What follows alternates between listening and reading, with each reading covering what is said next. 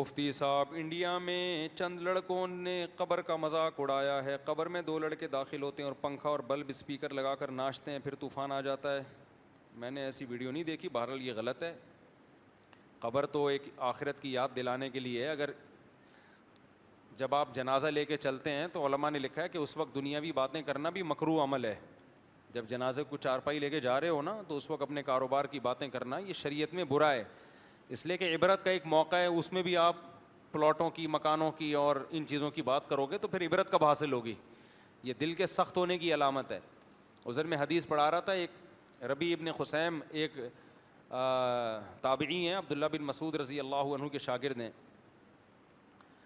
تو عبداللہ بن مسعود کے ساتھ کہیں جا رہے تھے تو بھٹی میں نا لوہا پگھلتے ہوئے دیکھا انہوں نے. تو عبداللہ بن مسعود پہ بھی اللہ کا خوف طاری ہو گیا جہنم کی آگ کا. بھٹی دیکھو بالکل لگتا ہے کہ آخرت کی آگ کیسی ہوگی. حضرت عبداللہ بن مسعود نے قرآن کی آیت تلاوت کی، وَإِذَا سَمِعُوا لَهَا وَإِذَا رَأَتْهُم مِّن مَّكَانٍ بَعِيدٍ سَمِعُوا لَهَا تَغَيُّظًا وَزَفِيرًا، کہ جب یہ جہنم کو دور سے دیکھیں گے نا، اس کا شور سنیں گے، چیخ و پکار سنیں گے جہنم کی. تو بھٹی کی بھی ایسی ایک شور ہوتا ہے.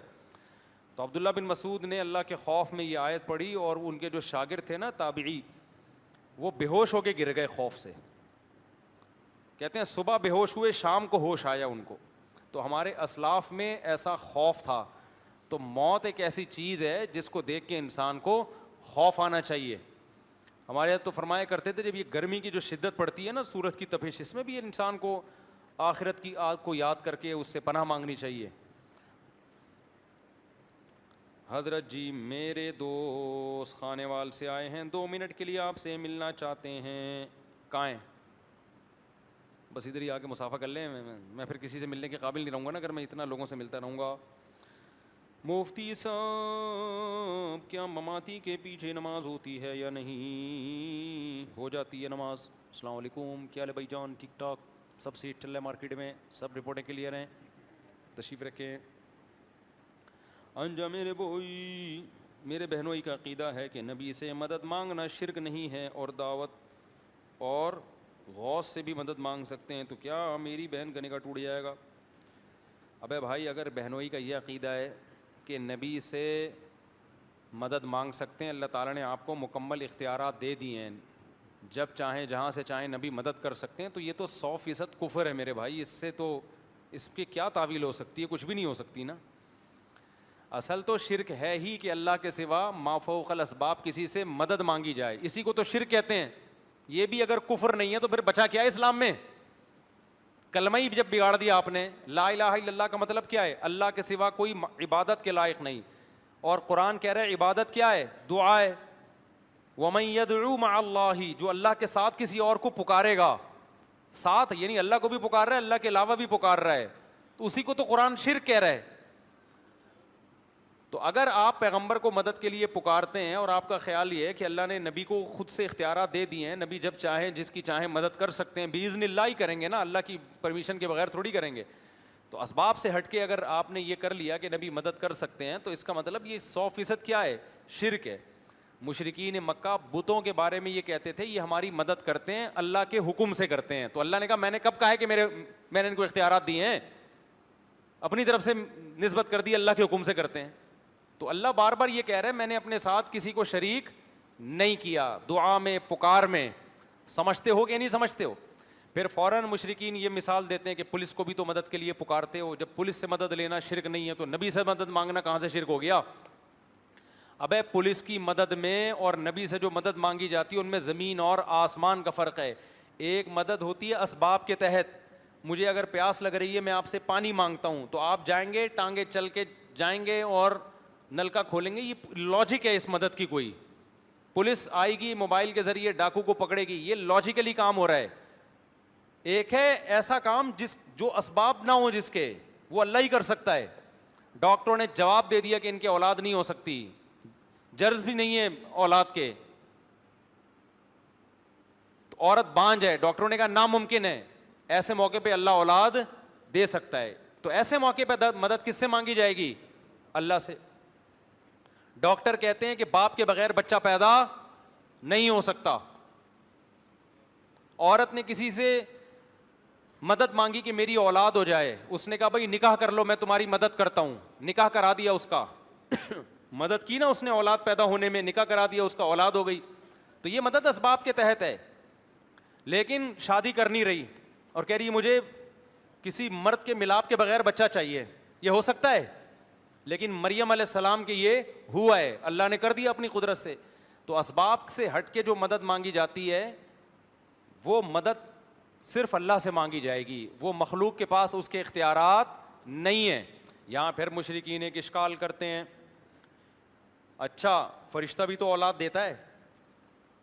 جبریل علیہ السلام مریم کے پاس آئے, لِأَهَبَ لَكِ غُلَامًا زَكِيًّا, اے مریم میں آپ کو نیک بیٹا دینا چاہتا ہوں. تو جب جبریل اولاد دے سکتے ہیں تو نبی کیوں نہیں دے سکتے؟ اس کا جواب یہ ہے کہ جبریل نہیں اولاد دے سکتے تھے. جبریل نے جو اپنی طرف نسبت کی اولاد اللہ دے رہا تھا, جبریل صرف اس کا ایک ذریعہ بنے ہیں, تبھی حضرت مریم نے جبریل سے اولاد نہیں مانگی ہے. جب کاتب قلم سے لکھتا ہے نا تو لکھتا کون ہے؟ کاتب گھماتا ہے, جہاں کو قلم کو گھمائے گا گھوم جائے گا. آپ کو پتہ ہے یہ قلم کاتب کے کنٹرول میں ہے. یہی وجہ ہے کہ خط قلم سے نہیں لکھوایا جاتا, رائٹر کو بولا جاتا ہے آپ لکھ کے دو. قلم کو آپ بولو گے پڑا رہے گا قیامت تک, وہ ہلے گا ہی نہیں اپنی جگہ سے. رائٹر کو بولو گے اٹھا کے گھما دے گا. تو اولاد اللہ سے مانگی جائے گی, پھر اللہ جس کو چاہے ذریعہ بنا دے. سمجھ رہے ہیں کہ نہیں سمجھ رہے؟ جبریل کے ذریعے پھونک مار دیں مریم کے بطن میں اور اولاد ہو جائے, وہ اللہ کی مرضی ہے. تو جبریل کو اولاد دینے کا حق نہ حق ہے نہ اختیار ہے, نہ ان کے پاس یہ طاقت ہے. تو اپنی طرف جو جبریل نے نسبت کی نا میں آپ کو اولاد دوں گا, یہ مجازن نسبت کہلاتی ہے, مجازی نسبت. مجازی کا مطلب کیونکہ واسطہ بن رہے ہیں. سمجھتا نہیں ہے نا میری بات کو سمجھتا نہیں ہے, جب پڑھے گا نہیں رات کو تو سمجھے گا کیسے بات کو. تو اسلام توحید کے بارے میں بڑا حساس ہے بھائی. ایک ہی چیز تو رہ گئی مسلمانوں کے پاس, باقی تو حرکتیں دیکھو مسلمانوں کی. ایک توحید بھی اگر ختم ہو گئی تو بچے گا, پھر بچیں گے نا, پھر مر جائیں گے. تو اس لیے میرے بھائی السلام علیکم مفتی صاحب, کسی نے نظر مانی کہ میرا فلاں کام ہو جائے. کل میں اسلام آباد ایئرپورٹ پہ تھا تو ایک صاحب آئے, وہ انہوں نے کہا کہ میں گرین چینل سے میرا تعلق ہے لیکن آپ کے بیان بھی شوق سے سنتا ہوں, اور عقیدہ میرا وہی ہے توحید والا, نبی کے سوا اللہ کے سوا میں کسی کی پکار کو جائز نہیں سمجھتا. میں نے کہا بس پھر تو مسئلہ ہی کیا ہو گیا, حل ہو گیا. پھر گرین وائٹ سے کیا ہوتا ہے؟ پھر گرین وائٹ سے کوئی فرق بولو نہیں پڑتا. جو مرضی پہنو یار, نہیں بھی پہنو تو بھی ٹھیک ہے. اچھا میرے بھائی مفتی صاحب, کسی نے فلاں کام ہو جائے تو اللہ تعالیٰ کے لیے گائے قربان کروں گا, اب اس گائے سے خود کھا سکتا ہے یا نہیں؟ نہیں, خود نہیں کھا سکتا اس گائے سے, اور گائے قربان نہ کرے, گائے کی قیمت صدقہ کر دے. جانور کو ذبح کرنا صرف بقرعید میں اور حج میں دم کے موقع پر اور عقیقے میں عبادت ہے. اس کے علاوہ جانور ذبح کرنا اسلام میں کوئی پسندیدہ کام نہیں ہے. یہ صدقے کے بکروں کو بھینٹ مت چڑھاؤ صدقے کی, سمجھتے ہو؟ یہ جہالت ہے لوگوں میں, سمجھتے ہیں جانور کاٹنے کا کوئی ثواب ملتا ہے. ایسا نہیں ہے, جانور مجبوری میں کاٹا جاتا ہے گوشت کے لیے, ورنہ جانور کو بھی زندہ رہنے کا اتنا ہی حق ہے جتنا انسانوں کو ہے. جب گوشت کھانا ہو تو کاٹ دو, نہیں کھانا ہو تو. ہمارے تو ایک مرغا لنگڑا ہو گیا, ہمارا اس کو کاٹ کے کھانے کا دل نہیں چاہ رہا. ایک میں نے ہمارے جو پنجرے ہیں نا ان میں ایک مریضوں کا ڈپارٹمنٹ ہے, جتنے چوزے لنگڑے ہو جائیں, کوئی کاڑا ہو گیا, کوئی لنگڑا ہو گیا, وہ سارے ہم نے. ایک بدماش ہے وہ بھی اسی جیل میں ہے, وہ الگ جیل میں ہے بالکل, کیونکہ اصیل مرغے پالے ہوئے ہیں نا, تو اصیل چوزے بچپن سے ہی فائٹر ہوتے ہیں وہ. اب وہ ایک مرغی کے اچھے خاصے چوزے ہیں, ان میں کچھ اصیل جو زیادہ بدماش قسم کے چوزے ہیں وہ باہر نکلتے ہی تباہی میں چاہ دیتے ہیں.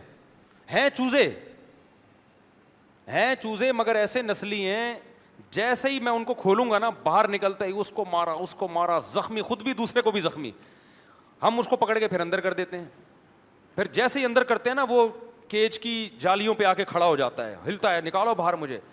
میں نے بہت تجربے کر کے دیکھے, میں نے کہا انسان کا بچہ بن جا.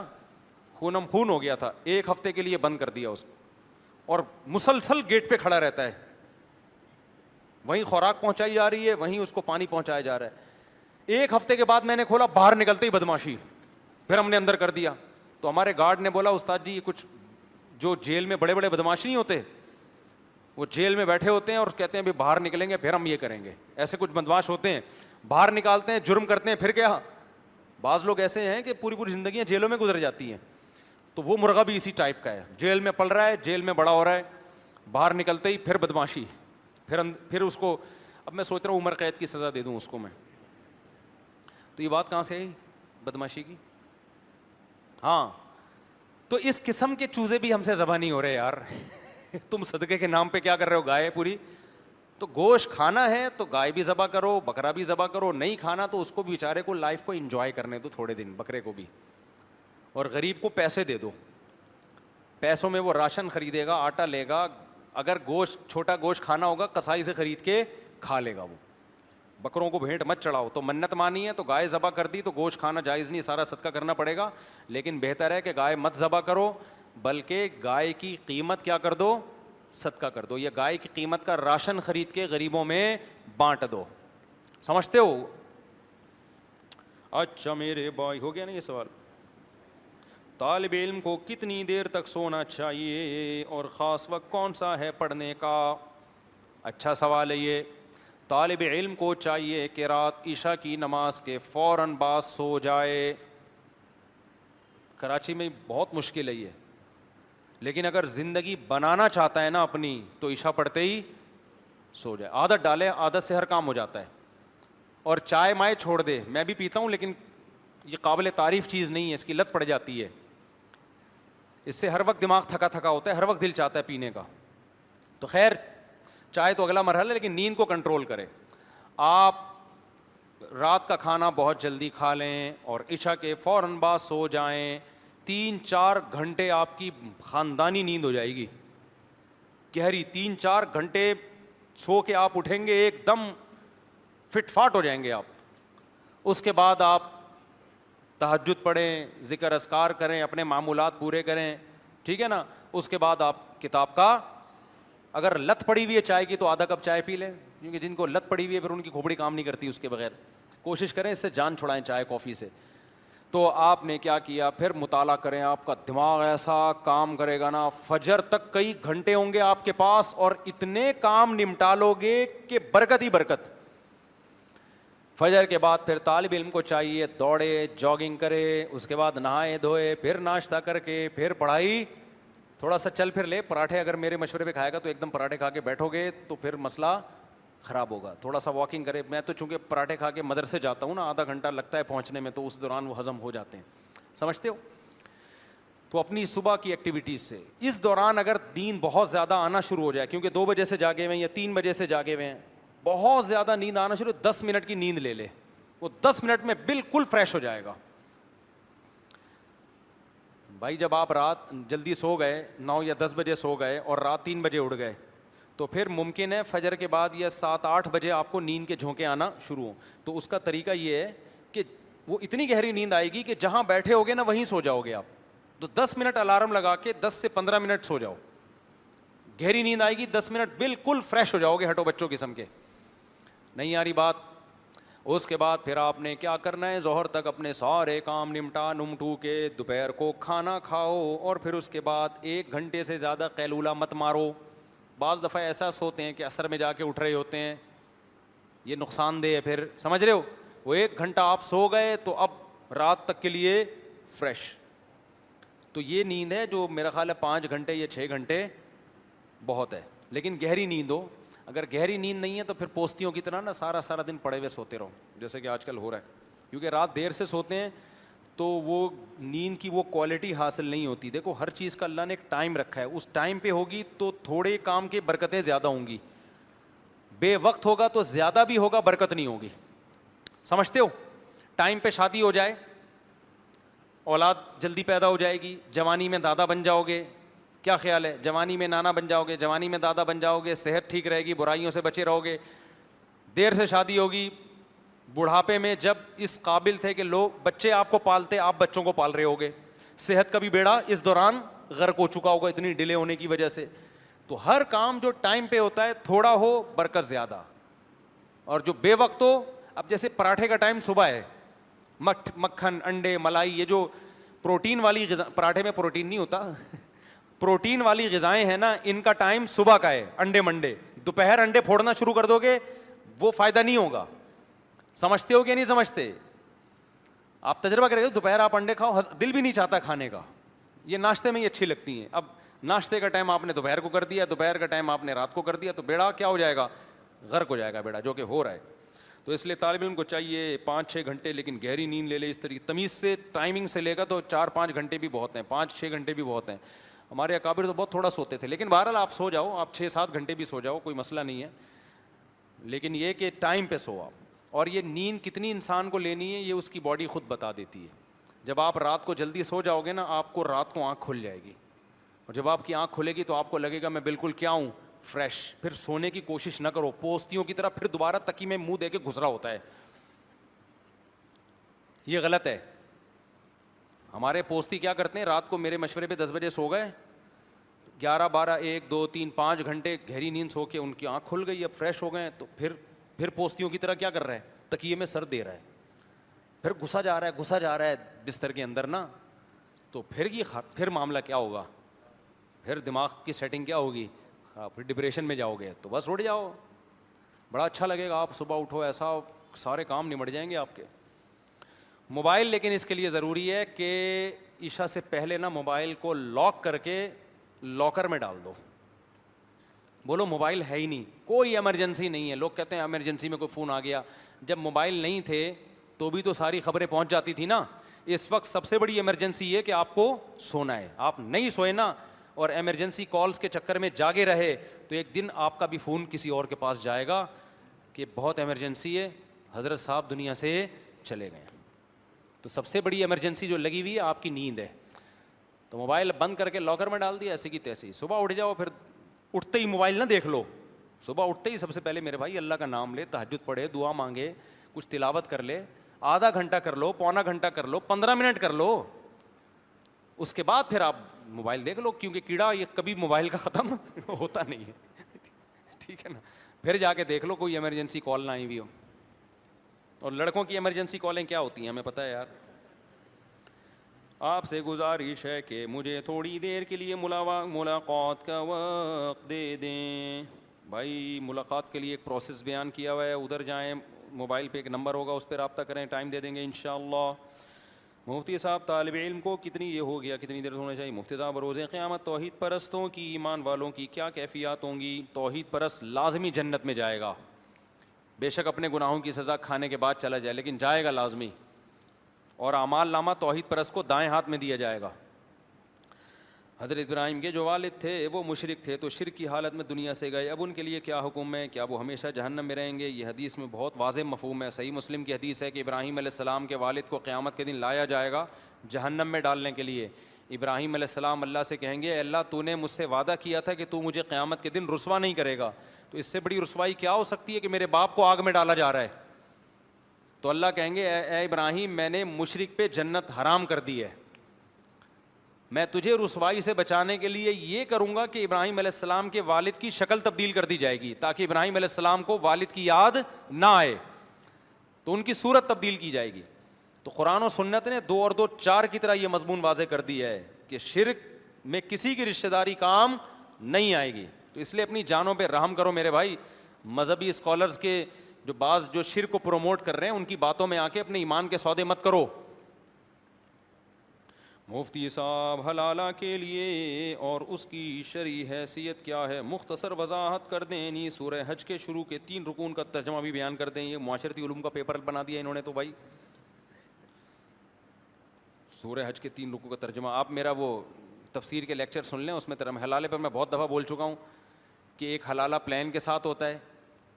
عورت کسی سے ایگریمنٹ کرتی ہے کہ میں تم سے شادی کر رہی ہوں, اس ایگریمنٹ کے ساتھ کہ مجھ سے فزیکل ریلیشن قائم کرنے کے بعد تم نے طلاق دے دینی ہے, تو یہ حرام ہے. حدیث میں اس پہ لعنت ہے. ایک بغیر پلاننگ کے ہوتا ہے وہ بالکل جائز ہے, اس کا قرآن میں تذکرہ ہے.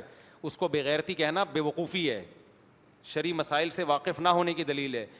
اس کو بھی بغیرتی ہمارے اہل حدیث لوگ کہتے ہیں حلالہ بغیرتی ہے. تو حلالہ بغیرتی تو قرآن ذکر کیوں کر رہا ہے حلالے کا, کہ اگر 3 طلاقیں دے دیں, اللہ کہتے ہیں کہ عورت کہیں اور نکاح کرے, پھر اگر وہ طلاق دے دے تو پہلے سے نکاح کرنے میں کوئی حرج نہیں ہے. تو یہ بھی اگر بغیرتی ہے تو قرآن کیوں اس کی رہنمائی کر رہا ہے؟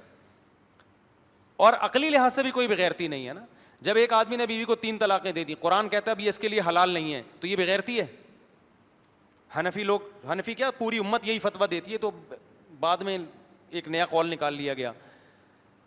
تو اب مجھے بتاؤ یہ بغیرتی ہے؟ کہ قرآن کہہ رہا ہے کہ بیوی کیا ہو گئی؟ حرام. اب قرآن کہہ رہا ہے عدت گزارے, تو مفتیان کرام یہ کہتے ہیں ابھی عورت عدت گزارے بغیر کہیں بھی شادی نہیں کر سکتی, یہ بغیرتی ہے. پھر عدت گزارنے کے بعد ہم کہتے ہیں بھائی پہلے مرد سے نکاح نہیں کر سکتی, یہ بغیرتی ہے؟ بھائی قرآن کہہ رہا ہے نہیں کر سکتی. کسی اور سے نکاح کر سکتی ہے, تو اس میں کوئی بغیرتی والی بات ہے؟ جب کسی اور سے نکاح کر لیا تو اس کا اس سے فزیکل ریلیشن قائم کرنا بغیرتی ہے؟ بغیرتی تو یہ کہ بیوی ہے پھر بھی قائم نہیں کر رہا. نہیں, یہ بات میرا خیال ہے سمجھ میں.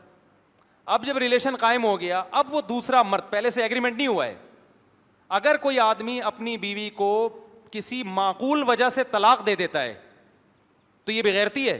تو معقول وجہ یہ بھی ہو سکتی ہے کہ یہ اپنے پہلے شوہر کے پاس جانا چاہتی ہے, یہ ایک بہت معقول وجہ ہے.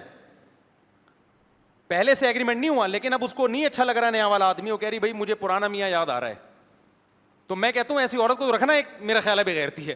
ٹھیک ہے نا, کہ دل میں اس کے کوئی اور ہے. اور آپ یہ کہہ سکتے ہیں کہ اس عورت کے جب دل میں پرانا والا تھا اس نے نئے والے سے شادی کیوں کی؟ اس لیے کی ہے کہ اللہ کی طرف سے پابندی نہیں ہے. اللہ نے کہا کہ دل میں جو بھی ہے لیکن اس پرانے سے تم کر نہیں سکتی ہو نکاح.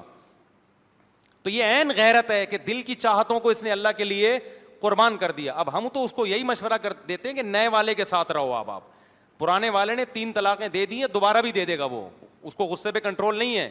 لیکن عورت نہیں رہنا چاہ رہی, وہ مفتیوں کی بات نہیں مان رہی اور وہ مرد سے طلاق مانگ رہی ہے, تو مرد اگر چھوڑ دے تو اس میں کوئی بغیرتی والی بات بولو نہیں ہے. پھر اگر وہ چھوڑ دیتا ہے, عدت گزار لیتی ہے, یہ عدت گزارنے کے بعد ساری دنیا میں کسی بھی مرد سے نکاح کرتی ہے, یہ بغیرتی ہے؟ جب نہیں ہے تو پرانے والے سے کرنا کہاں سے بغیرتی ہو گیا؟ تو کون سے اسٹیپ پہ بغیرتی اسٹارٹ ہو رہی ہے یہ ہمیں آپ بتا دیں. لوگ کہتے ہیں ایک آدمی کی بیوی دوسرے کی بستر پہ گھوم کے واپس آ رہی ہے. اور نہیں میرے بھائی, یہ غلط بیانی سے کام لے رہے ہو. جب اس نے طلاق دے دی, عدت پوری ہو گئی, اب یہ اس کی بیوی نہیں ہے, اب یہ اجنبی عورت ہے, وہ جہاں مرضی نکاح کرے. یہ تو آپ نے فرض کر لیا. تو اہل حدیث کا موقف یہ جو 3 طلاقوں کے بارے میں 100% غلط ہے. قرآن و سنت میں کہیں بھی نہیں ہے کہ اکٹھی 3 طلاقیں ایک ہوتی ہیں. میں بار بار اس مسئلے کو بتاتا ہوں. کل پھر میرے پاس ایک صاحب آ گئے, وہ 3 طلاقیں دے کے اہل حدیث سے فتویٰ لے کر آئے اور کہہ رہے ہیں وہ قرآن حدیث کی روشنی میں فتویٰ دیتے. میں نے کہا 100% غلط بات ہے. قرآن حدیث میں کہیں بھی نہیں ہے کہ اکٹھی 3 طلاقیں ایک ہوتی ہیں. وہ کہتے ہیں وہ مسلم کی حدیث ہے کہ نبی کے دور میں 3 طلاقیں ایک سمجھی جاتی تھی. میں نے کہا بالکل ویسی ہی حدیث ہے کہ نبی کے دور میں متع حلال سمجھا جاتا تھا. تو جو اس کا جواب ہے اس کا بھی وہی جواب ہے. سمجھ میں آ رہی ہے بات کہ نہیں آ رہی؟ تو اکٹھی 3 کا کہیں بھی نہیں ہے. وہ تو حدیث کے میں بہت دفعہ جواب دے چکا ہوں, جو صحیح مسلم کی حدیث ہے نا کہ نبی کے دور میں 3 ایک سمجھی جاتی ہیں. وہ 3 اکٹھی ایک نہیں سمجھی جاتی تھیں, وہ 3000 بھی ایک سمجھی جاتی تھیں. وہ زمانہ جاہلیت میں ایسا تھا کہ 3000 طلاقیں بھی دے دے تو بیوی سے رجوع کا حق تھا. تو بہت سے صحابہ کو مسئلے کا علم نہیں تھا, وہ سمجھتے تھے کہ جتنی بھی دے دو رجوع کا حق ہے. لیکن قرآن کی آیتیں نازل ہوئیں, قرآن نے کہا نا نا نا نا, عورت کو کھیل نہیں بنا سکتے, تیسری کے بعد حق نہیں ہے. جیسے متع حرام ہو گیا تھا نبی کے دور میں ہی, لیکن جابر بن عبداللہ کہتے ہیں ہم متع نبی کے دور میں کرتے تھے, عمر نے پابندی لگائی ہے. وجہ کیا ہے؟ جابر بن عبداللہ کو پتہ نہیں چلا کہ نبی نے پابندی لگا دی ہے متع پہ, تو حضرت عمر نے کوئی نیا کام نہیں کیا تھا. تو ان صاحب سے کل بڑی بحث ہوئی میری, وہ کہہ رہے ہیں نہیں یہ کیا. میں نے کہا جب بیوی کو حلال کرنا ہے تو پھر ہمارے پاس نہیں آؤ میرے بھائی. قرآن و سنت میں 3 طلاقوں کے بعد بیوی حرام ہے. اور میں نے کہا تھوڑی سی عقل سے کام لو. اہل حدیث لوگ کہتے ہیں کہ حضرت عمر نے یہ کیا کہ نبی کے دور میں تو 3 ایک ہوتی تھیں, حضرت عمر نے طلاق کی روک تھام کے لیے 3 طلاقوں کو 3 قرار دے دیا. میں نے کہا یہ طلاق کی روک تھام کا ایسا طریقہ کہ بیویوں کا بیڑا غرق ہونا شروع ہو جائے ہے بھائی, اور حلال بیوی شوہر پہ حرام ہو جائے, اور جس کے لیے حرام تھی اس کے لیے حلال ہو جائے. یہ کون سا, یہ تو دین میں تحریف ہے. اور سارے صحابہ اس پہ خاموش بھی ہو گئے. اگر یہ تحریف نہیں ہے تو اہل حدیث سے پوچھیں پھر دین میں تحریف کی ڈیفینیشن کیا ہے. حضرت عمر نے طلاق کے مسائل اگر چینج کر دیے تو یہ تو تحریف ہے نا میرے بھائی. خلیفہ کو اس کا حق تھوڑی ہے. اور عمر جیسا خلیفہ وہ طلاقوں کے مسائل میں اپنی طرف سے تبدیلیاں شروع کر دیں. طلاق کی روک تھام کے لیے حضرت عمر نے جو کام کیا تھا وہ کوڑے لگانا شروع کیے تھے. یہ کام سمجھ میں آتا ہے, یہ تعزیر ہے. تو گورنمنٹ تعزیری قانون تو بنا سکتی ہے, حلال کو حرام یا حرام کو حلال نہیں کر سکتی. تو اہل حدیث کا موقف 3 طلاق کے بارے میں کل عدم ہے. میں بار بار کہہ رہا ہوں, اگر کسی نے اہل حدیث کے فتوے پہ بیوی کو لا کے رکھ لیا, بیوی حلال نہیں ہوگی, زنا کا گناہ ملے گا, اور زنا پہ حلال کا لیبل مت لگایا کرو. سمجھتے ہو کہ نہیں سمجھتے؟ اور یہ کوئی ثبوت ہی نہیں ملتا. یہ تو ابن تیمیہ نے 7ویں صدی میں شروع کیا تھا, اہل حدیثوں کو وہاں سے مل گیا, انہوں نے لے کے پبلک میں شائع کر دیا. اور پھر وہ سعودیہ کے ایک آدھ مفتی نے فتویٰ دے دیا, تو چونکہ وہ سرکاری مفتی تھے تو ان کا فتویٰ چل گیا. سعودیہ کے بھی اکثر مفتی اس کے خلاف ہیں, ان کا تو رسالہ ہے انٹرنیٹ پہ پڑا ہوا ہے, انہوں نے بہت سخت اس پہ لکھا ہے کہ نہیں ہوگی, وہ 3 طلاقیں 3 ہی ہوتی ہیں. انہوں نے کہا تو وہیں کے علماء اس کے خلاف ہیں, لیکن چونکہ وہ گورنمنٹ میں نہیں ہے تو فتویٰ عام طور پر آفیشلی وہی چلتا ہے جو وہ علماء جو گورنمنٹ میں ہوتے ہیں, تو وہ پھیل گیا وہاں پہ. ورنہ یہ تو قرآن و سنت کے بالکل خلاف ہے بھائی. زبانوں پہ قابو پایا کرو. اور پھر میں عورتوں کو بھی کہتا ہوں, تمہارا میاں کہیں سے فتویٰ لے کر آ گیا نا تو حلال نہیں ہو جاؤ گی اس کے لیے, اس کو پھاڑ کے پھینک دیا کرو, بولو یہ فتوے کسی اور کو دکھاؤ. بہت جھوٹ بولتے ہیں اہل حدیث اس مسئلے میں کہ نا قرآن میں بھی ہے حدیث میں, بکواس کرتے ہیں بالکل, نہ قرآن میں ہے نہ حدیث میں ہے نہ کسی صحابی کا قول ہے. جھوٹ اتنی ڈھٹائی سے بولو نا کہ اگلا اس کو سچ سمجھنا شروع کر دے. اتنی ڈھٹائی سے جھوٹ بولتے ہیں کہ حدیثوں میں آتا ہے, حدیثوں ٹی وی پہ بھی ان کے کلپ موجود ہیں. ایک اہل حدیث مولوی صاحب ٹی وی پہ بیان دے رہے ہیں کہ نبی کے دور میں صحیح مسلم کی حدیث ہے کہ اکٹھی 3 طلاقیں ایک سمجھی جاتی تھی. میں نے کہا یار مجھے بٹھا دے اس کے سامنے, میں بولوں گا تو نے یہ جو حدیث پڑھی ہے نا, قیامت تک ٹائم ہے کہ کوئی ایک ایسی حدیث نکال کے دکھا دو جس میں ہوتا ہے کہ اکٹھی 3 طلاقیں, یہ اکٹھی کا لفظ کہاں سے بڑھایا ہے؟ تو یار تم تحریف کر رہے ہو ترجمے میں, تمہیں شرم نہیں آ رہی؟ طلاق کے مسائل میں ان لوگوں کے حوالے ہم کرتے ہیں ان مسائل کو. تبھی میں کہتا ہوں قرآن و حدیث ابو حنیفہ نے سمجھا, امام مالک نے سمجھا, امام شافعی نے سمجھا, احمد بن حنبل نے سمجھا. اگر تم ان مجتہدین پر اعتماد نہیں کرو گے نا تو آج کے مذہبی اسکالرس کی بھیٹ چڑھ جاؤ گے. تم سمجھ رہے ہو کہ نہیں سمجھ رہے؟ ان اسکالرس کی بھیٹ چڑھ جاؤ گے. ہم تقلید کے اس لیے قائل ہیں کہ قرآن و سنت سمجھنے کے لیے مجتہدین کی اتباع کرو, ورنہ ان لوگوں کی تقلید کرنی پڑے گی. سمجھتا ہے کہ نہیں سمجھتا؟ ابھی میں پنجاب میں گیا, وہاں ایک 3 طلاقیں دی ہوئی تھی کسی نے, اس کا انتقال ہو گیا تو مجھے بتایا وہاں عالم نے جنازہ پڑھنے سے انکار کر دیا اس کا. میں نے کہا خاندانی کام کیا. ان مولانا صاحب نے کیا کیا کہ اس نے 3 طلاقیں دے کے بیوی کو رکھا ہوا تھا, اہل حدیث سے فتویٰ لے کے بائیکاٹ کیا, میں اس کا جنازہ نہیں پڑھاؤں گا. میں نے کہا غیرت مند مولوی ہے, ٹھیک ہے نا, کیا ہے غیرت مند مولوی؟ یہ کوئی بات تھوڑی ہے یار, جب چاہو حلال کو حرام کر دو, جب چاہو حرام کو حلال کر دو.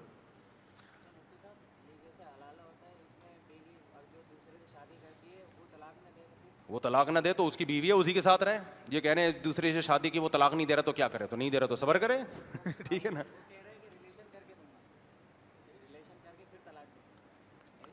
ایسے تو بغیر فزیکل ریلیشن کے تو طلاق دینے سے, بخاری کی حدیث ہے کہ پہلے شوہر کے لیے. اچھا مجھے یہ بات بتاؤ, یہ اہل حدیث جو کہتے ہیں حلالہ لانتی عمل ہے اور حلالہ بغیرتی ہے, ہر طرح کے حلالے کو کہتے ہیں.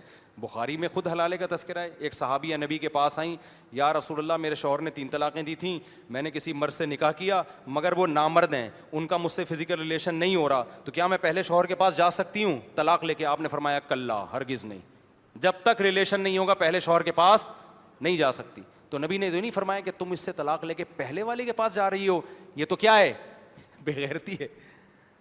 ایسا نہیں کہا نبی صلی اللہ علیہ وسلم. اب ایک اس میں غیر مسلم لوگ اعتراض کرتے ہیں کہ اسلام نے یہ سزا, جرم مرد کر رہا ہے, سزا کس کو دی جا رہی ہے؟ عورت کو. یہ ایک اشکال کرتے ہیں غیر مسلم لوگ. خوب سمجھ لو, جرم مرد کر رہا ہے تو سزا عورت کو نہیں دی جا رہی. کس کو دی جا رہی ہے؟ مرد کو دی جا رہی ہے. عورت کے آپشن بڑھائے جا رہے ہیں. جب 3 طلاقیں دے کے مرد کو پتا ہوتا ہے نا میری بیوی اب کسی اور سے شادی کر رہی ہے, تو یہ توے پہ بیٹھا ہوا ہوتا ہے. صحیح ہے نا, یہ ایسے جیسے گرم کوئلوں پہ بٹھا دیا اس کو. مرد کے لیے عورت, اپنی عورت کے بارے میں یہ برداشت کرنا کہ کسی اور کے پاس جائے, یہ مرد مر جاتا ہے اس سے. وہ پھر چیختا ہے, کیونکہ اگر اس کی کہیں اور شادی نہ ہو تو پھر کوئی ٹینشن نہیں ہوتی.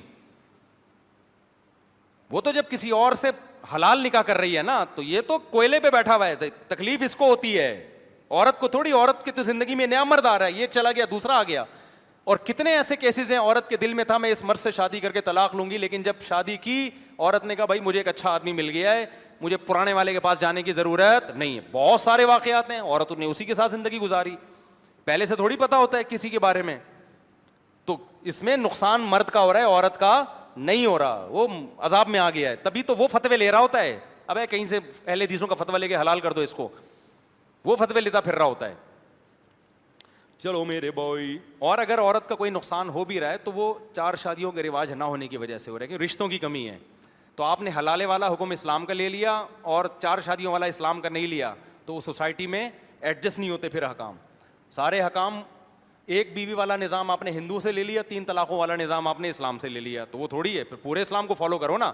جب 4 شادیوں کا رواج ہو تو خواتین کے لیے اتنے رشتے ہوتے ہیں کہ جو 3 طلاقیں دے دے گا نا, اس کے بعد وہ ویسے ہی روڈ ناپتا پھرے گا, اس کو رشتہ ملے گا ہی نہیں. کیونکہ جو مالدار لوگ ہیں گے 2-2 3-3 بیویاں رکھی ہوئی ہوں گی, اس غریب کے پاس مارکیٹ میں رشتے کے لیے بیوی کیا ہوگی, شارٹ ہوگی. وہ کہے گا ایک ہی تھی, غصے میں نکال دی. اور پھر اس کے حالات سے جو لوگوں کو عبرت ہوگی تو وہ کہیں گے بھائی طلاق کے علاوہ کوئی اور لفظ زبان سے نکالو. تبھی ہمارے باپ دادوں میں جب اہل حدیث کا یہ 3 طلاقوں والا فتوے کا رواج نہیں تھا, ہمارے باپ دادوں میں طلاق کا رواج بھی نہیں تھا. جب سے اہل حدیثوں کے یہ 3 طلاق کے ایک والے فتوے سوسائٹی میں شائع ہوئے ہیں, طلاق کا ریشو کم ہونے کے بجائے بڑھ گیا ہے. کیونکہ پتہ ہوتا ہے وہ فلاں بغیرت نے بھی دی ہوئی اور رکھا ہوا ہے بیوی کو اہل حدیث کے فتوے سے لے کے, تو ہم نے بھی دے دی تو کیا ہو گیا. سمجھتے ہو کہ نہیں سمجھتے؟ اور سارے اہل حدیث 3 طلاق کو 3 کہتے بھی نہیں ہیں, 1 کہتے بھی نہیں ہیں. اس میں بہت سے اہل حدیث کا موقف یہی ہے کہ 3 ہوتی ہیں, اور بڑا مضبوط موقف ہے. ایک اہل حدیث عالم نے تو یہاں تک لکھا ہے کہ یہ محدثین کا مذہب ہی نہیں ہے 3 طلاق کو 1 کہنا ہے. پتہ نہیں کس بعد میں نکالا ہے کسی نے, یہ اہل حدیثوں کے الفاظ ہیں. تو یہ بھی اہل حدیث میں بس وہاں سعودیہ کے یہ لوگ فالو کرتے ہیں نا, تاکہ مکہ مدینہ کا لک آئے ہمارے اوپر کہ ہم جی مکہ کو فالو کر رہے ہیں.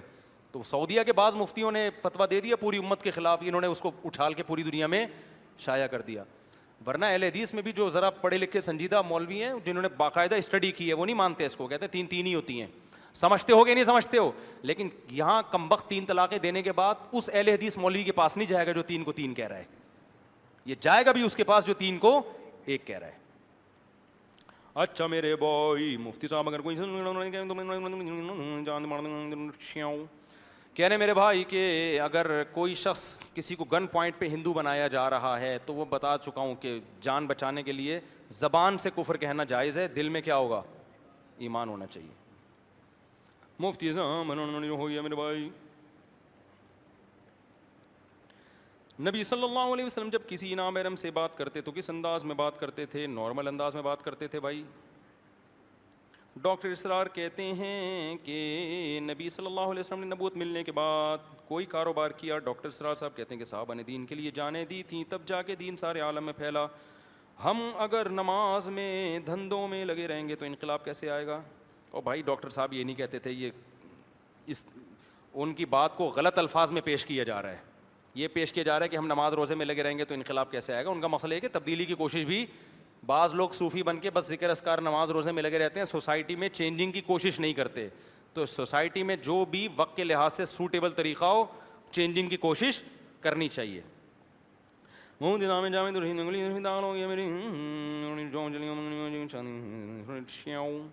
کہہ رہے ہیں کہ میرے جامعہ میں داخلہ ہو گیا اور میری شادی بھی قریب ہے, تو میں شادی کروں یا پڑھائی کروں؟ تو دونوں کام کرو, شادی بھی کرو اور پڑھائی بھی کرو. کوئی کام کسی یہ کہ مجھے بھوک لگ رہی ہے, میں کھانا کھاؤں یا پڑھائی کروں؟ بھائی کھانا کھا لے پھر پڑھائی کر لے. کیا خیال ہے؟ کیونکہ بھوک کے ساتھ پڑھائی بھی نہیں ہوگی. تو آپ اگر بیوی کے بغیر جا کے پڑھائی کرو گے تو ماحول خراب کرو گے, آپ جا کے کسی اور کو بھی پڑھنے کے قابل نہیں چھوڑو گے. ہاں یہ کہہ سکتے ہیں کہ کمائی کیسے, تو یار کمائی کوئی فری لانسنگ وغیرہ کا سیٹ اپ بناؤ. جو نکاح کرتا ہے نا اور سنجیدگی سے پیسہ کمانے کی کوشش کرے تو اللہ اس نے وعدہ کیا, برکت دیتے ہیں اللہ تعالیٰ. تو پڑھائی کے علاوہ کچھ 2-3 گھنٹے کچھ لگاؤ, گول گپے بیچنا شروع کر دو, ٹھیک ہے نا, برگر کا ایک ٹھیا لگا لو, کچھ بھی کرو, کچھ جو اللہ نے آپ کو قابلیت دی ہے اس سے پیسہ کمانے کی کوشش کرو. نہیں تو ابا ہے نا, ابا سے بولو ابا جب مولوی بن رہا ہوں تو بہو کو دیکھو. ہمارا دوست ہے بچپن کے, پہلا سال ہے جامعۃ الرشید میں, 8 سال باقی ہیں اس کی فراغت میں. ابا نے ابھی سے شادی کر دی اپنے خرچے پہ, بہو بھی آ گئی, صحیح ہے نا. ابا نے کہا چلو یار 2 روٹی تھی تو 2 روٹی زیادہ پک جائے گی. صبح 2 پراٹھے, میرے بیان سن کے تو 2 پراٹھے ناشتے میں اور آ جائیں گے. حالانکہ ابا کوئی مالدار آدمی نہیں ہے ان کے ابا. تو توکل کرو گے سارے مسائل حل ہو جائیں گے میرے بھائی. انہوں نے کہا یار کھا ہی رہے ہیں, ایک بہو آنے دے یار, آنے دے, کوئی مسئلہ نہیں. بچہ انسان کا بچہ بن کے رہے گا, توجہ گھر میں رہے گی اور پوتے مل جائیں گے تو کیا ہے. تو توکل کرو گے تو سارے خرچے پورے ہو جائیں گے. اور اگر کیلکولیٹر ہاتھ میں لے کے بیٹھ رہے, میری صرف 1 کروڑ روپے آمدن ہے, میری نہیں 1 کروڑ, وہ میرے بارے میں غلط پوسٹ چلائی ہے کہ اتنے کروڑ روپے کما رہا ہے, وہ جھوٹ بولا ہے کسی نے. لیکن فرض کر لو میری جو لوگوں کی سوچ ہے, میری صرف 1 کروڑ آمدن ہے, اس میں 1 بچہ, دوسرا کیسے پلے گا, اور وہ جو ایک کم وقت بڑا ہو گیا اتنی مہنگائی میں, وہ بھی اپنی ذمہ داری پہ بڑا ہوا ہے. تو وہ اگر میں اس کی شادی کروں گا تو اس کی بیوی کا خرچہ, پھر اس کے بچے ہو گئے اس کا خرچہ, بھائی 1 کروڑ میں کہاں گزارا ہوتا ہے. تو ایسے کمبختوں کا 1 ارب میں بھی گزارا نہیں ہوتا. میں ایسے لوگوں کو جانتا ہوں 4 لاکھ روپے کما رہے ہیں, نکاح نہیں کرتے کہ یار مفتی صاحب 4 لاکھ میں کیسی باتیں کر رہے ہو, شادی کی باتیں کر رہے ہو 4 لاکھ. اور ایسے لوگ بھی ہیں کہ بچہ کچھ بھی نہیں کما رہا, ابا نے کہا کوئی بات نہیں یار پڑھائی میں دل لگا, وہ بہو میری بھی تو بیٹی ہوگی نا, وہ بہو میری بھی بیٹی ہوگی تو کوئی بات نہیں. پھر ایسی بہویں سسر کو ابا بھی سمجھتی ہیں, ان کو پتہ ہے کہ ہمارے میاں کو بھی ہمارے سسر کھلا رہے ہیں. اب ڈاکٹر اسرار رحمۃ اللہ علیہ بڑی پیاری بات کرتے تھے, ان کا نام آ گیا نا تو ان کا واقعہ یاد آ گیا کہ پہلے زمانے میں بہویں سسر کو باپ کا احترام دیتی تھیں کیونکہ سسر بھی ان پہ خرچ کرتا تھا. اب عورت کو پتہ ہوتا ہے میرے ابا نے ساری زندگی مجھے کھلایا اور میرا سسر میرے شوہر پہ ایک شادی بھی کرنے کے لیے ایگری نہیں تھا, بلکہ تنخواہ میں بھی ابا کہہ رہے ہوتے ہیں کہ پوری لا کے مجھے دو, شادی کر لی تو آدھی بیگم کے پاس چلی جائے گی, وہ تو روک رہے ہیں. تو آپ ابا بن کے دکھا نہیں رہے اور چاہ رہے ہیں کہ بہویں آپ کے ساتھ ابا جیسا سلوک کریں. تو ڈاکٹر اسرار رحمۃ اللہ علیہ بڑی اچھی بات کہتے ہیں, یہ نہیں ہوتا. میں نے بڑی خاندانی بات کی ہے یار. ٹیوشن دلانے کا یہ کیا کمیشن کیسے طے کرے, اگر پہلے سے اندازہ ہو کہ یہ ٹیوشن 10 سے 12 ہزار کی ہے تو یہ طے کیا جا سکتا ہے جو بھی فائنل اس کا 50% ہوگا. بھائی طے کر لیں سیدھا سیدھا, کیونکہ پتہ نہیں کتنی فیس ہو تو اجرت مجہول رکھنا ٹھیک نہیں ہے. آپ یوں کر لیں کہ بھائی 10,000 سے لے کے 20,000 تک اگر فیس ہوئی تو جتنی ہوگی اس کی آدھی میں لوں گا. کہیں نہ کہیں اس کو باؤنڈ کریں کہ 10 سے کم ہوئی تو میں 5 تو پھر بھی لوں گا, اور 20 سے زیادہ ہوئی تو بھی 10 سے زیادہ نہیں لوں گا میں. تو اس طرح کے کوئی جو ہے نا اس کو باؤنڈ کریں. سمجھتے ہیں کہ نہیں سمجھتے ہیں, تو اس طرح سے کمیشن لینا جائز ہے. جلی بہت لمبا سوال ہے اور رائٹنگ بھی وہ لکھا ہوا بھی رومن میں, اردو کو اردو میں لکھا کرو میرے بھائی. اگر بیٹا 4 جون 2023 کو پیدا ہوا ہے تو عقیقہ کس دن ہوگا, عقیقے کا صحیح طریقہ کیا ہے؟ عقیقہ 4 جون کو خود ہی کیلکولیٹ کر لو نا, یہ میرے لائیوے ہوتے ہو. 5 6 7 8 9 10 11 جون کو 7واں دن ہو جائے گا. 11 جون کو عقیقہ کر دو. سنت طریقہ یہ کہ 2 دمبے کاٹ دو, 2 بکرے کاٹ دو, یا ایک گائے میں حصے لے لو 2, تو 2 حصے لے لو. ایک لڑکے, ابھی بقرعید آ رہی ہے نا, تو بقرعید کے جانور میں بھی عقیقے کا حصہ ڈالا جا سکتا ہے. ایک قربانی کا ڈال لو, ایک عقیقے کا ڈال لو. تو 7ویں دن کوئی ضروری نہیں ہے, ڈیلے بھی کیا جا سکتا ہے. اچھا میرے بھائی مفتی صاحب, تبلیغ میں جو جہاد کے فضائل بیان کیے جاتے ہیں ان کے بارے میں کیا حکم؟ جہاد کے ساتھ جو تبلیغ کے فضائل میں فرما دیں. بھائی تبلیغ میں جو جہاد کے فضائل بیان کیے جاتے ہیں اس کا مقصد یہ نہیں ہوتا کہ بالکل وہی ثواب ملے گا جو میدان جہاد میں ہے. مقصد یہ کہ جو مجاہد کا مقصد تو دین کی تبلیغ ہے نا, تو اللہ کے راستے کے فضائل بیان کیے جاتے ہیں کہ جو بھی دین کے راستے میں نکلتا ہے. باقی جہاد کی فضیلت جہادی کی ہے. والد صاحب کے انتقال کو 13 سال ہو گئے, والدہ وراثت تقسیم نہیں کرتی ہیں. وہ کہتی ہیں کہ بہن اور بھائی کی جب شادی باقی ہے, ان کی شادی ہو جائے تو پھر کروں گی, جبکہ ان کے اس فیصلے سے باقی 5 بہنیں جو شادی شدہ ہیں ان کی مسائل بڑھ رہے ہیں. غلط کر رہے ہیں. اس بارے میں ماں کی اطاعت لازم نہیں ہے, کیونکہ وراثت جلدی تقسیم کرنا کس کا حکم ہے؟ اللہ کا حکم ہے. تو جہاں اللہ نے کوئی حکم کی ترغیب دی ہو تو وہاں پھر ماں باپ کی اطاعت لازم نہیں رہتی. اس پہ بڑا ظلم ہوتا ہے, ماؤں کی وجہ سے بہت ظلم ہو جاتا ہے. اور اتنے دیر سے جا کے وراثت تقسیم ہوتی ہے. جو جوانی, جو پیسہ کھانے کی عمر تھی, لوگ پھر اس سے بادام خرید رہے ہوتے ہیں اس عمر میں جب دانت ہی نہیں بچے ہوتے بادام کھانے کے لیے منہ میں, تو فائدہ نہیں ہے نا. تو اس لیے ماؤں کو اس میں رکاوٹ ڈالنا جائز نہیں, اور ماں رکاوٹ ڈال رہی ہو پھر بھی آپ کر دیں تقسیم. حضرت انکار اور انکار جادو کا شبہ ہونے لگتا ہے. یہ کیا لکھا ہوا ہے جناب کامران؟ جیسے بوتل والا جن, اینک والا جن, مجھے آپ کا بیان کافی تردد میں ڈال دیا. کیا کہہ رہے ہیں یار؟ اور انکار جادو کا شبہ ہونے لگتا ہے. نہیں, میں نہ جن کا منکر ہوں نہ جادو کا منکر ہوں. کروڑوں میں کسی ایک کو جادو ہو سکتا ہے اور اس کا علاج وہی ہے سورہ فلق سورہ ناس پڑھ کے دم کر دو, اور وہ بھی اس پہ ہوتا ہے. نبی پہ جو جادو ہوا بار بار بتا چکا ہوں تاکہ لوگ آپ کو جادوگر نہ سمجھیں, یہ حکمت تھی. ورنہ ابو بکر پہ کیوں نہیں ہو گیا جادو, حضرت عمر پہ کیوں نہیں ہو گیا؟ تو نبی کو بشریت میں کامل ثابت کرنے کے لیے اللہ نے آپ پہ جادو, وہ بھی بہت تھوڑا سا اثر ہوا تاکہ یہودی جو الزام لگاتے ہیں نا کہ آپ جادوگر ہیں, اس الزام سے بری ہو جائیں. ورنہ آسان نہیں ہے یہ. دیکھو ہزاروں جادوگر موسیٰ علیہ السلام کے مقابلے میں آئے. فرعون نے کہا میں تمہاری گردن اڑا دوں گا, تم مسلمان, وہ کہتے ہیں ہم جادو کریں گے تیرے اوپر. ٹھیک ہے نا, ایسے تھوڑی اندھی لگی ہوئی ہے, کچھ بھی نہیں کر سکے فرعون کا وہ. وراثت کے حوالے سے شرعین کے مطابق وراثت کا مسئلہ یہاں جمع کرا دیں, یہاں دارالفتہ میں جمع کرا دیں, ریٹرن میں جواب لکھتے ہیں ہم اس کا. کیلکولیشن کرنی پڑتی ہے نا بار بار. اب 1.5 کروڑ روپے میں ابا کا حصہ 12.5%, یہاں کالو کا لیٹر نکال کے میں پورا تقسیم کرنا شروع کر دوں تو اور بھی ہمیں زمانے میں, تو اس کا ایک پروسیس ہے کہ وہاں جمع کرا دیں, ریٹرن میں جواب دے دیں گے. آج کے درس میں عامل حضرات کی شرارتوں کا ذکر تھا. ہمیں بچپن سے یہ سننے کو ملا کہ محمد صلی اللہ علیہ وسلم پر بھی جادو ہوا تھا. حضرت عائشہ والی, لبید بن عاصم والی جادو کے ہونے کی حدیث لیتے ہیں. لبید بن عاصم والی, سوال یہ ہے کہ اگر ہم جادو کا انکار کرتے ہیں کہ وہ نہیں ہوتا ہمارے اوپر, تو کیا ہمارے ایمان پر کوئی فرق پڑتا ہے؟ جی فرق پڑتا ہے. جادو کا وجود قرآن سے ثابت ہے, سمجھتے ہو؟ اچھا, عاملین کی دکانداری اسی پہ چلتی ہے, تبھی تو ہم کہہ رہے ہیں وہ دکانداری چلا رہے ہیں اس پہ. تو فی نفسی ممکن ہے لیکن آسان نہیں ہے. اور جادو کی قسمیں, میرا پورا ایک بیان ہے کہ جادو کسے کہتے ہیں, اس کی ٹوٹل کتنی قسمیں ہیں, وہ بیان آپ سن لیں, آپ خود ایکسپرٹ ہو جائیں گے اس میں. حضرت انور شاہ کشمیری رحمۃ اللہ علیہ اور مفتی ظفر علی صاحب مرحوم کی رائے جادو کے نہ ہونے پر تھی. یہ جمہور سے ہٹ کے رائے تھی, لیکن مجھے نہیں پتا ان کی رائے تھی یا نہیں تھی. اگر یہ تھی تو جمہور سے ہٹ کر ہے, لیکن مجھے نہیں لگتا یہ حضرت مولانا انور شاہ کشمیری جیسے آدمی بھی جادو کا انکار کریں. اصل میں جادو کا انکار جن لوگوں نے, جو علماء میں جنہوں نے کیا, انہوں نے جادو کا انکار نہیں کیا, انہوں نے اس کا انکار کیا کہ جادو سے حقیقت چینج نہیں ہو سکتی. کیونکہ بعض حضرات اس کے قائل ہیں, حضرت مولانا سلوی تھانوی رحمۃ اللہ علیہ بھی اس کے قائل تھے کہ جادو سے حقیقت چینج ہو سکتی ہے. لیکن دلائل کی دنیا میں یہ موقف زیادہ قوی ہے کہ جادو سے حقیقت چینج نہیں ہو سکتی. میرا بھی یہی موقف ہے, میں نے دونوں طرف کے دلائل پڑھے بھی ہیں, تو تجزیہ بھی ہے کہ اس میں یہی ہے کہ بہت واضح قرآن سے پتہ چلتا ہے. تو اس بارے میں کچھ احادیث ہیں تو قرآن کے مقابلے میں وہ واجب التاویل ہیں. تو جادو سے حقیقت, اتنا بڑا جادو قرآن کہہ رہا ہے کہ وجاؤ بسحر عظیم, موسیٰ کے مقابلے میں جو جادوگر آئے تھے نا, بہت بڑا جادو لائے تھے, پھر بھی قرآن کہہ رہا ہے وہ لاٹھیوں کو سانپ بنایا نہیں تھا. یخیل الیہم, لوگوں کو لگا کہ سانپ بن گئی ہیں. تو علامہ ابو بکر جساس نے بڑی زبردست بات لکھی کہ جس کو قرآن کہہ رہا ہے بہت بڑا جادو, وہ بھی صرف دیکھنے کے شعبدہ تھا, وہ حقیقت میں کچھ نہیں تھا.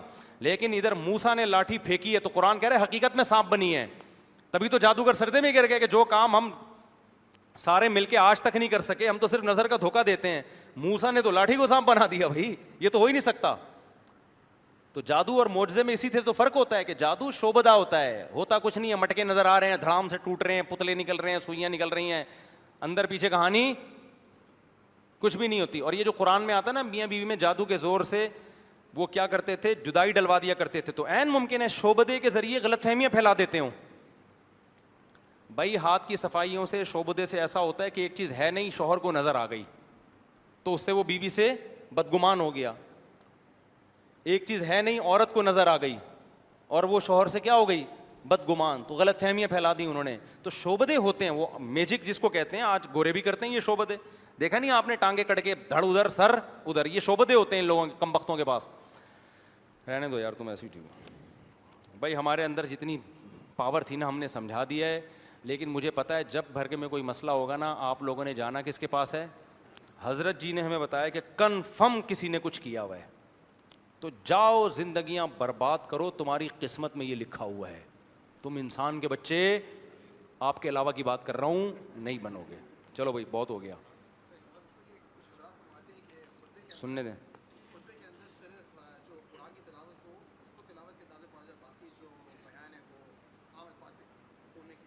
کوئی ضروری نہیں ہے, کوئی دلیل نہیں ہے, جس طرح سے چاہیں پڑھ لیں یار, کوئی حرج نہیں. جی ہاں,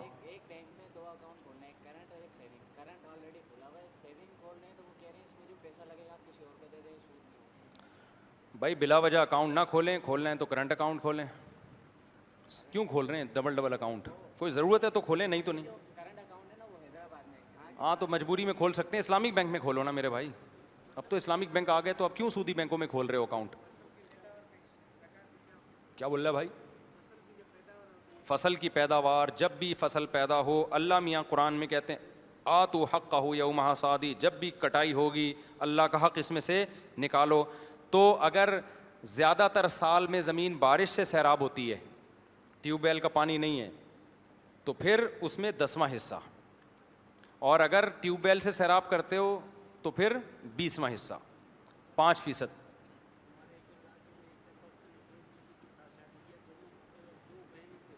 ہوئے ہوئے ہوئے ہوئے ہوئے کہہ رہے ہیں ایک آدمی نے 2 بہنوں کے ساتھ شادی کی ہے.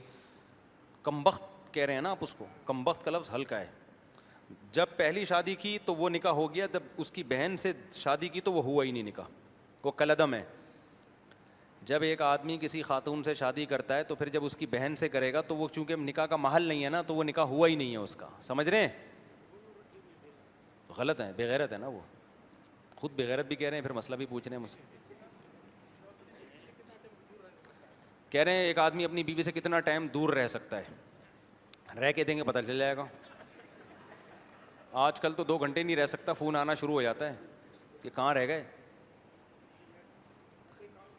بھائی یہ میاں بیوی کے آپس کے تعلقات پر ہے. ویسے تو ایک نارملی اصول شریعت کا ہے کہ 4 مہینے سے زیادہ نہیں رہ سکتے, لیکن یہ پرانے زمانے میں تھے 4 مہینے, جب کوئی بے حیائی نہیں تھی, کوئی بد نظری کے موقع نہیں تھے. اب تو ایک ہفتے میں فیس بک پہ ایسی ایسی چیزیں آنا شروع ہو جاتی ہیں کہ لوگوں کے جذبات بھڑک جاتے ہیں, وہ تو گناہ کی طرف جائیں گے.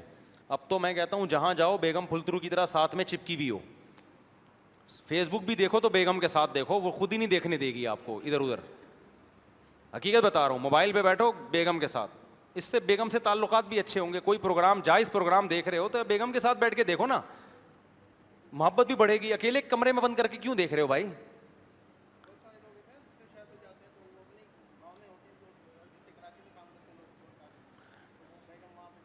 غلط ہے یار, یہ غلط ہے. اور بیگم کو دیوروں کے حوالے کر دینا صحیح نہیں ہے. یہ جوان دیور ہوتے ہیں, ان کے پاس چھوڑ کے 6 سال کے لیے چلے جاتے ہیں.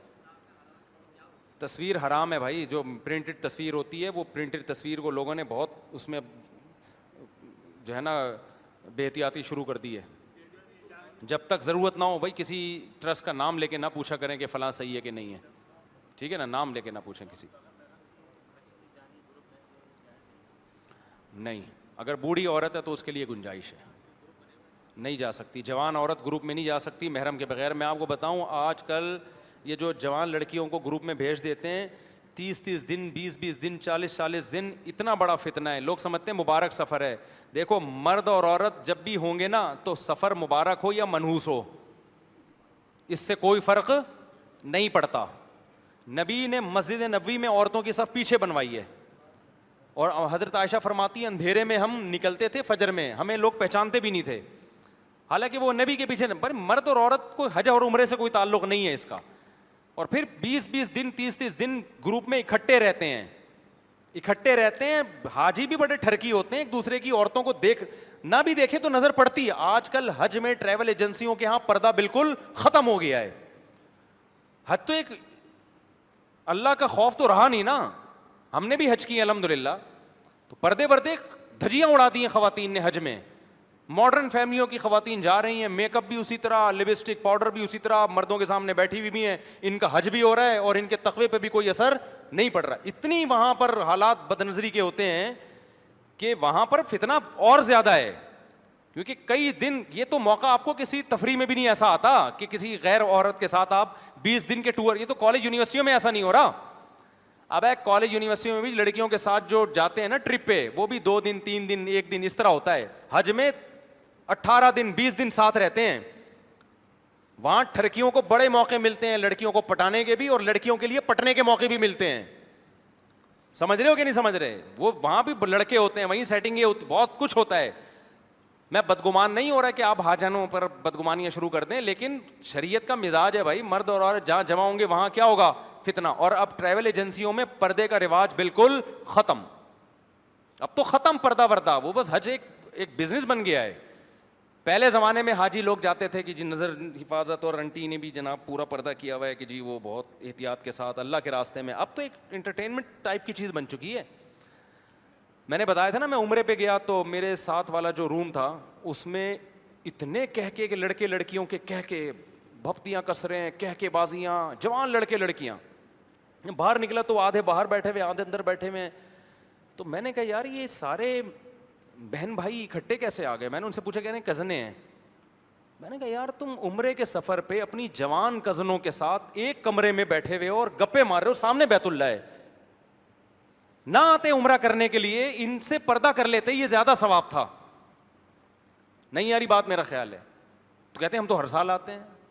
تو کیا سیکھ کے جا رہے ہو بھائی, ہر سال آ رہے ہو آپ؟ تو مجھے بتاؤ جب بند کمرے میں کزنیں بیٹھی ہوئی ہیں, جوان ہا ہا ہو ہی ہو رہا ہے, تو یہ کیا, یہ عمرہ ہو گیا, یہ تو انٹرٹینمنٹ ہو گیا نا. تو میری تو نیند کا بیڑا غرق ہو گیا تھا ان کے کہکوں کی وجہ سے. تو مجھے تو نیند کی فکر نہیں تھی, مجھے یہ تھا کہ یار آپ تھوڑا سا خیال کرو بھائی, کم از کم حج کے سفر میں تو اتنا کر لیا جائے نا کہ یہ لڑکیاں الگ ہو جائیں, مرد کیا ہو جائیں, الگ ہو جائیں, اتنا تو کر لو نا کم از کم. کھانے پہ سب بیٹھے ہوئے ہیں ایک دوسرے کے سامنے, گپیں ہو رہی ہیں. تو یہ ماحول اب حج پہ عمرے پہ بنتا جا رہا ہے. اب یہ بھی ایک طرح کا وہ ایسا لگ رہا ہے کہ بس یہ ایک وہ انٹرٹینمنٹ بنتا جا رہا ہے. خدا نہ خواستہ ہم آپ کو حج عمرے سے نہیں روک رہے, حج عمرہ تو بہت بڑی عبادت ہے, لیکن اس کو انہی آداب کے ساتھ کرو میرے بھائی, جو آداب اللہ رسول. عبادت کے اسٹائل میں اچھی لگتی ہے. کم از کم جو خواتین پردہ نہیں بھی کرتی وہاں تو کریں نا, جا کے مردوں کے سامنے مت آئیں. اور چہرہ جوان عورت چھپائے, احرام میں بھی عورت چہرے پہ پردہ ڈالے. کسی عالم کا فتویٰ نہیں ہے کہ احرام میں عورت چہرہ نہیں چھپائے گی, چہرے پہ بس کپڑا نہیں لگنا چاہیے. احرام میں عورت پر یہ لازم ہے کہ چہرے پہ کپڑا نہ لگے. تو صحابیات کپڑا نہیں لگاتی لیکن پردہ کرتی تھی وہ آڑ لے کے. آپ سوچ سکتے ہو کہ امی عائشہ رضی اللہ تعالی عنہا حج کے دوران غیر مردوں کے سامنے آئی ہوں گی, چہرہ دیکھا ہوگا انہوں نے, حالانکہ چہرے پہ کپڑا نہیں لگا, لیکن وہ کہتی ہیں جب بھی کوئی غیر مرد آتا تھا ہم کپڑا آگے کر دیتے تھے, پردہ کرتی تھی وہ. تو آج کل شیڈ آ رہے ہیں تو وہ خواتین اس پہ ڈال لیتی ہیں. تو جو بے پردہ خواتین بھی ہیں میں تو ان سے بھی کہتا ہوں جب حج کرنے جاؤ تو بھائی آپ شیڈ لو, آگے پردہ کرو, شاید اسی بہانے آپ کو پردے کی توفیق مل جائے. اور جو بوڑھی عورتیں ہیں وہ چہرے کے پردے سے مستثنا ہیں, ٹھیک ہے, جو ایجڈ خواتین ہیں وہ چہرہ نہ ڈھانپیں, ان کے لیے گنجائش ہے, لیکن جوان عورت تو کرے نا. اور پھر بھی نہیں ہو رہا تو کم از کم کھانے کی ٹیبل پہ یا کہیں رہائش میں بالکل غیر مردوں سے کیا رہیں, الگ رہیں. تو جو ٹھرکی قسم کے لوگ ہوتے ہیں, بعض کنوارے لڑکے حج کرنے جا رہے ہوتے ہیں, انہوں نے ایسی ایسی انٹیاں وہاں جا کے دیکھ لی ہوتی ہیں, وہ دماغ ان کا گھوم رہا ہوتا ہے, وہ بدنظری کر رہے ہوتے ہیں, ہمیں آگے بتا رہے ہوتے ہیں حج میں کہ یار ہمارا تو یہاں بیڑا غرق ہو گیا, کہہ رہے ہیں ہمیں وہ ہمارے ڈیزائر جو وہاں کنٹرول میں تھے یہاں کے کنٹرول سے باہر ہو گئے. لڑکے ہمیں خود بتا رہے ہوتے ہیں وہاں حج عمرے کے دوران بتا رہے ہوتے ہیں. ایک لڑکا میرے پاس آیا, کہتا ہے میں اتنا پاگل ہو گیا ہوں یہاں کے, وہ بیچارہ گاؤں کا تھا, اس نے کبھی اس طرح کی انٹیاں دیکھی نہیں تھیں. وہ آیا, اس کی تو آنکھیں کھل گئیں, ابے بھائی کیا انٹرٹینمنٹ کا ماحول ہے. میں نے کہا انسان کا بچہ بن جا. کہہ رہے میں تو کوشش کر رہا ہوں بننے کی لیکن مجھ سے نظر کی حفاظت نہیں ہو رہی. میں نے کہا برباد ہو جائے گا حج عمرہ یہاں پہ. تو اس کا بھی قصور ہے, لیکن ان عورتوں کا بھی تو قصور ہے نا جو یہ موقع دے رہی ہیں. تو حج کو حج بناؤ میرے بھائی, اس کو انٹرٹینمنٹ کا ذریعہ نہ بنائیں, اس کو وقار کے ساتھ ہو. الحمدللہ میجورٹی بدنظری نہیں کرتی, لوگ بیت اللہ کا خیال کرتے ہیں. میجورٹی الحمدللہ ایسی نہیں ہے کہ وہاں جا کے کوئی عورتوں میں جھانک تانک کرے. میجورٹی عورتوں میں بھی اچھی ہے, مردوں میں بھی اچھی ہے, لیکن شیطان میرے بھائی وہ اچھے برے کو نہیں دیکھتا. وہ جہاں مرد اور عورت اکٹھے ہوئے شیطان ورغلانے کی کوشش شروع کر دیتا ہے. کسی نے بڑی زبردست بات کہی ہے نا کہ رابعہ بصریہ ہو اور حسن بصری ہوں, یہ دونوں بڑے بزرگ تھے, اور بیت اللہ کے اندر ہوں, تو جب یہ دونوں بھی اکٹھے ہوں گے نا تو بیت اللہ کے اندر بھی ان کو بھی فتنے کا اندیشہ ہے. کیونکہ انسان بزرگ بننے کے بعد آدمی آدمی ہی رہتا ہے, وہ کوئی اور مخلوق نہیں بن جاتا, اور عورت عورت ہی رہتی ہے. تو اس سے کوئی فرق نہیں پڑا. ہمارے حضرت نے تو بعض عورتوں پہ پابندی لگائی بیانات سننے پر. ایک خاتون ہمارے حضرت کے دور میں کسی مولانا کے بیان سنتے سنتے ان پہ لٹو ہو گئیں. ان کی آواز بڑی خوبصورت, بڑے خطیب تھے پنجاب کے. اس وقت ویڈیو بیان کا زیادہ رواج نہیں تھا, آواز بڑی خوبصورت تھی, وہ لٹو ہو گئیں. پہلے اصلاح کی نیت سے بیان سنے, پھر آواز پہ لٹو ہو گئیں. لیکن نیک خاتون تھی, ہمارے حضرت کو لکھ کے دیا کہ حضرت میرے تو ان کا بیان سنے بغیر مجھے نیند ہی نہیں آتی. حضرت نے فرمایا یہ کیس کچھ اور ہے. یہ کیس کیا ہے؟ کچھ اور ہے. حضرت فرمایا آپ پابندی ہے, ان کے بیان نہ سنا کرو. آپ اس سے چھوٹ ہی نہیں رہے تھے وہ بیان, پھر بہرحال چھوڑ دیے. تو اب دیکھو وہ سن تو دین کی نیت سے رہی تھی, لیکن ہے تو آدمی نا, اور ادھر کیا ہے, عورت ہے. تو آواز اچھی سے ہوتے ہوتے آواز ہی پہ کیا ہو گئی, لٹو. شادی شدہ میاں تھوڑے اگر اس زمانے میں ایسے لنک ہوتے اور تعلقات ہوتے, فون کر دیتی. وہ تو مولانا صاحب اچھے تھے, بعض دفعہ 2 نمبر آدمی بھی ہوتے ہیں, فون کر دیتی تو وہ تھوڑا اور خوبصورت آواز میں ان کو نصیحت کرتے. یہ ہوتا ہے جس کی طبیعت میں فساد ہوتا ہے نا, جب کوئی خاتون اسے فون کرتی ہیں کہ ایکچولی یہ ہو گیا, تو وہ بڑے آرام سے اس کو سمجھا رہے ہوتے ہیں کہ یہ عشق ہے, بہت غلط ہے, لیکن ایسے تمیز سے سمجھا رہا ہوتا ہے کہ عشق ختم ہونے کے بجائے بھڑک رہا ہوتا ہے. یہ اس بندے کے فسادی ہونے کی علامت. سمجھتے ہو؟ اس کو چاہیے بھائی تو فون اٹھا اور اس کو سمجھا, برابر چلو باؤ یہاں سے, دوبارہ فون نہیں کرنا. تو وہ سمجھا رہا ہوتا ہے. اس طرح آنٹی کے دل میں اگر چور ہوگا تو وہ بھی سمجھا رہی ہوتی ہے دیکھیں آپ مجھے فون نہ کیا کریں. ٹھیک ہے نا. یہ مرد نامحرم سے بات کرتا ہوا بالکل بھی اچھا نہیں لگتا. وہ گھنٹہ سمجھائے گی اس کو, تو دونوں کے دل میں کیا ہے, 1 گھنٹے تک سمجھاتی رہے گی, اور سمجھانے میں ایک دن گھر سے شارٹ. تو یہ بڑے واقعات ہوتے ہیں. تو مرد اور عورت کا اختلاط نہیں ہونا چاہیے بھائی, سمجھتے ہو جی. ساری زندگی عورت کو محرم نہ ملے تو ثواب مل جائے گا نیت کا, نہ جائے اللہ نیت کا ثواب دے دے گا حج. ہاں جب بوڑھی 60 سال سے اوپر کی ہے تو پھر گروپ میں جا سکتی ہے. ماں باپ شادی نہیں کر رہے, آپ شادی کر کے بتا دو اور خود ماں باپ بن جاؤ. بچے ہو جائیں گے تو خود ماں باپ بن جاؤ گے. ہاں تبلیغ میں جاتے ہیں میاں بیوی. ہاں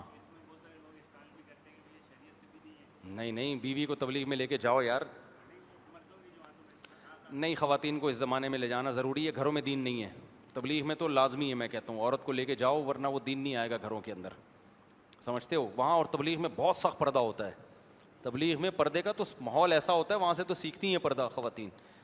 جو تبلیغ میں خواتین وقت لگاتی ہیں گھروں میں بھی ان کے معاملات بڑے اچھے ہو جاتے ہیں. تو تبلیغ میں تو خواتین کو لازمی وقت لگانا چاہیے. اور میں کہتا ہوں شادی ہوتے ہی بیگم کو عمرہ کراؤ, حج کراؤ اور تبلیغ میں لے جاؤ, کیونکہ جب بعد میں بچے ہو جاتے ہیں پھر تبلیغ والے نہیں آنے دیتے وہ.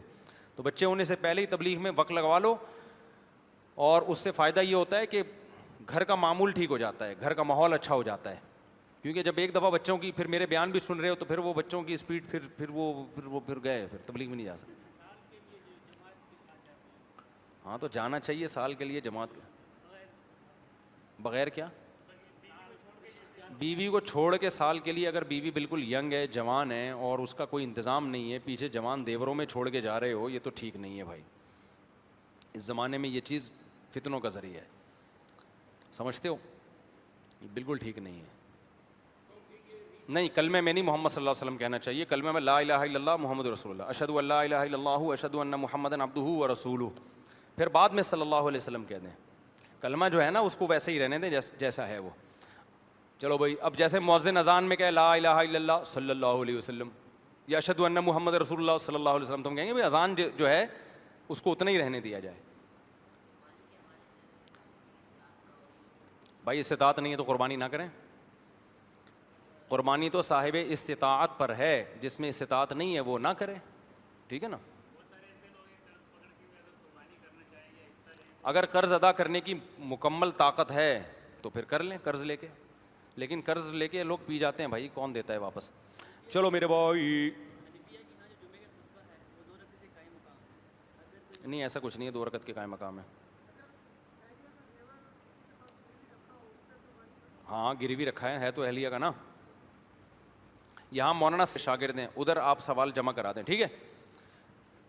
اور میرے بھائی, علی کو مولا کیوں کہتے ہیں, تو مولا تو دوست کو کہتے ہیں. حضرت ابو بکر بھی مولا ہیں ہمارے, حضرت عمر بھی ہمارے مولا ہیں, حضرت علی بھی ہمارے مولا ہیں, مولانا بھی ہمارے مولا ہیں. مولانا کا مطلب ہمارے مولا. جو مسجد کے امام ہیں ان کو مولانا کہتے ہیں نا, مولا نا, صحیح ہے نا. مولا کا مطلب مولا, نا کا مطلب نا. عورت کی جی بھائی مولا دوست کو بولتے ہیں. حضرت علی کو دوست کے معنی میں کہا ہے کہ ولی ہیں, دوست ہیں.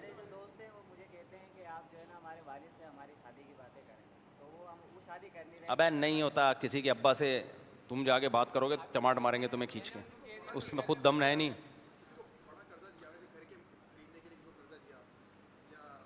قرضہ جس کو دیا ہے اگر واپس ملنے کی امید ہے تو آپ کے ہی پیسے ہیں, اس پہ زکوٰۃ قربانی سب واجب ہے. اگر ملنے کی امید نہیں,